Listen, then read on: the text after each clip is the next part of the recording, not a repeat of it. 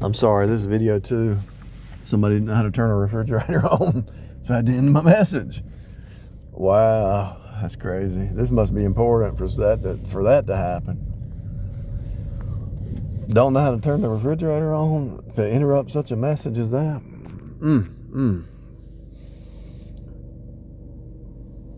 The dashes are not moving. The car is not moving.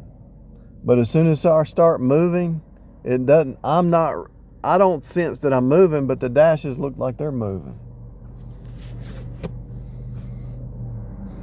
But the dashes are stable, but I'll be moving. In other words, we're looking at this car. They're moving, but they don't feel like they're moving. They see the dashes that are moving by, that are coming by here. So you got this person, and you got this person. They don't know that their destiny is going to meet out here in the distance. So they're going through their travail, their birthing, their travel. Travel means travail. And so they're traveling to their destiny, and you're traveling to your destiny, and you're going to meet up here at this destination, right? And so it narrows down. So my point was this: it narrows down to a revelation. So as you approach your destiny or your destination, your calling, your purpose, your goal, your soulmate, your job, your career, your whatever you're approaching, the destiny starts to reveal itself, not as a linear time, but an unfolding, an unveiling. It's like taking something and you just unveil layers. It's like layers are being unveiled, unfolded. Your destiny's being revealed, unveiled. And if you're really attuned to what's going on around you, you can actually hear people mention it. There's like little blips, because it's already there. You have little blips on the screen. It's already happening. It's already there. So they're gonna, in other words, you could use it for anything. Career, relationship, you could do this with your purpose, your goal, whatever it is. So you're just going about your business, and there's a blip on the screen in the hologram. And then there's a blip over here, like that right there, Skywalker, right? So you start Skywalker, okay, and you unfold that word. Oh, does that resonate with you? Skywalker. What does that mean? Spirit walker. Oh, walking in the spirit. Oh, that's my destiny. And the more you start to decode this reality, words, everything is a word. Words are spirit. Look at that word, help is on the way. Help is on the way. You got Skywalker. You got help is on the way.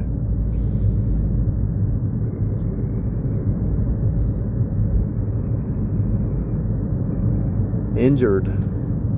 The help is on the way. Then there's a sign that says injured with a question mark. Look at that big red sign. I used to work with that company. I was a truss designer. The signs are everywhere. And what you start to resonate with, the path, the destiny, the path gets more narrow and more narrow and more narrow as you go about your business. So if you really want to see your destiny, what resonates with you? What do you like to do? What are you in agreement with? Who are you in agreement with? Let's say you start out in a Pentecostal church. Then you say, no, I believe in eternal security. So you go to a Baptist church.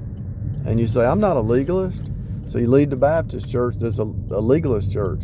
Then you start doing the research. And you say, oh, there's a spiritual reality right in front of me. I can see it. Why can't everybody see it? Because it's not resonating. They're not on that path. But look at the word alignment. So see the word alignment? You start to get in a line with your spiritual destiny, your spiritual calling.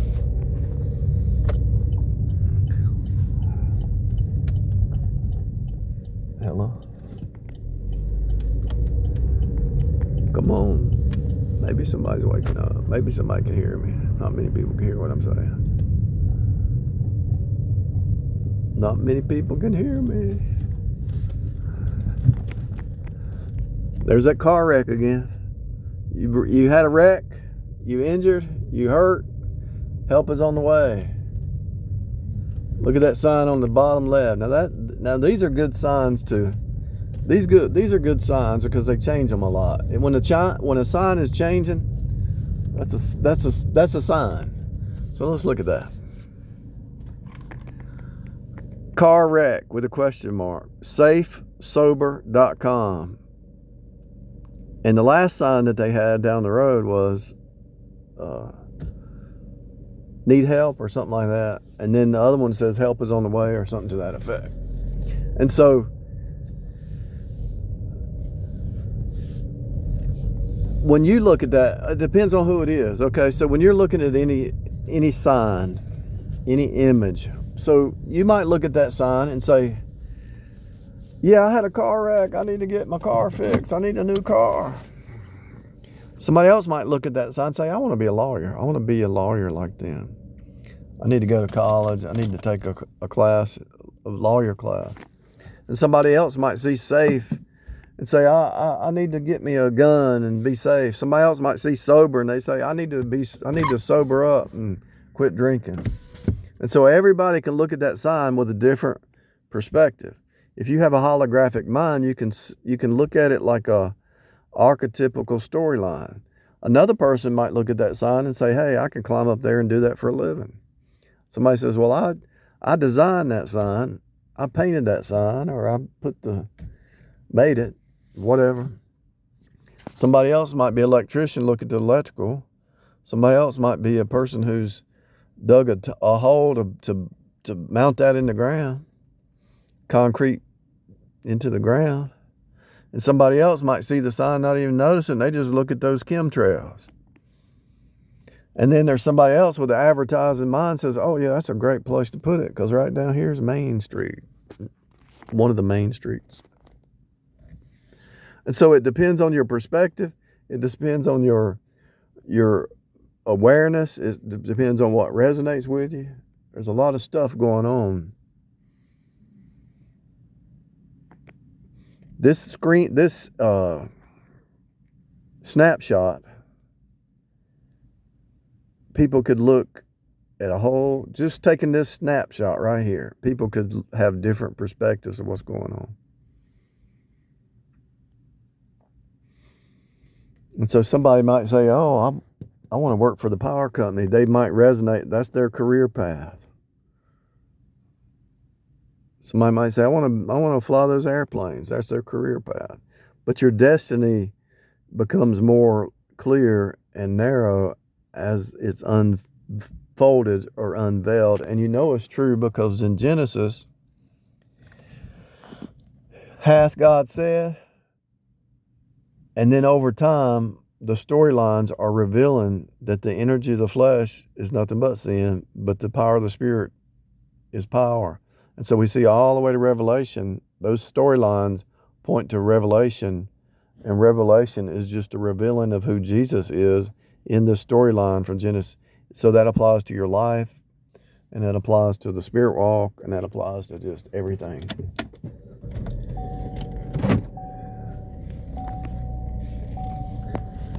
I really don't know if I want to go in here because every time I can sit at one end and this lady, she'll come over here. I mean, if I sit way over here, she'll walk down there. If I sit way over here, she'll walk down there. Like, come on, lady. I'm here to eat. I ain't here to look at you.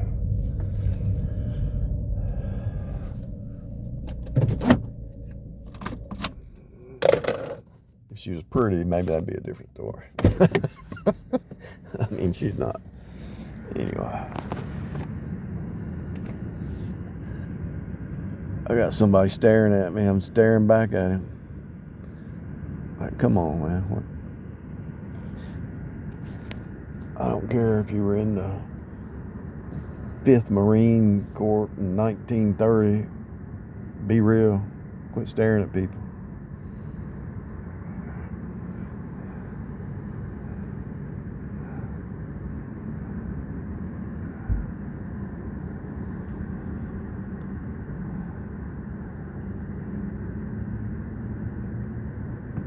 if you really, yeah, he's probably about 85 years old, but he's pretty good in shape. But if you're really aware of your surroundings, there's going to be little hints of what's happening in the spirit realm.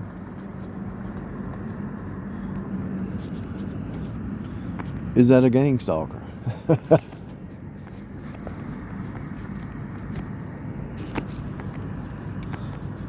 No, she went through the drive-thru. See, there's always hints, okay? You say, okay, what are the data points? She went through the drive-thru and she was eating her sandwich. But somebody else who's been gang stalked, they say, oh, that's a gang stalker. But no, before you jump to a conclusion, look at all the data points.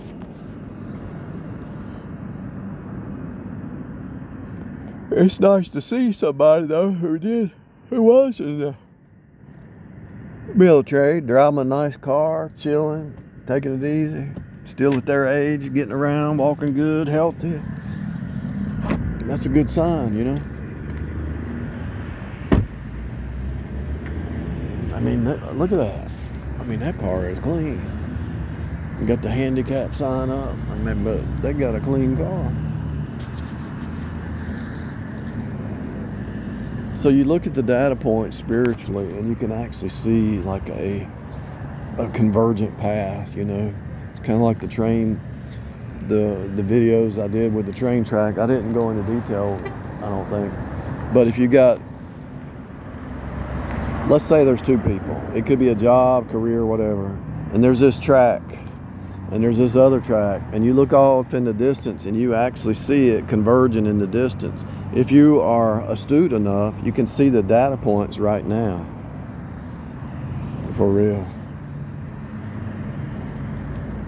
You can see people changing. You can see people becoming more understanding, more patient, more, their characters changing. And you know it's possible because you know, I know where that sunshine, I already know where it's headed before it gets there. And so you can see your destiny if you are astute enough. And one way you can help see your destiny, you can ask people, you can say, let's say you had 3 friends, and you say, okay, what storyline does my life fit in? What movie or what series can you think of that you can, when you look at me, what series does my life seem to fit in?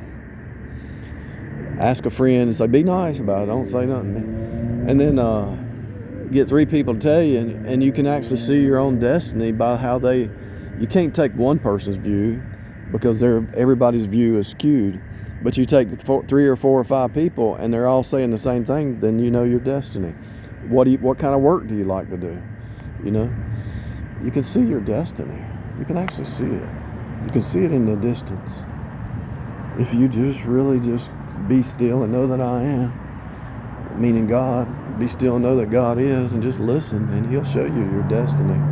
Like, I really believe this place needs to be renovated. Some of this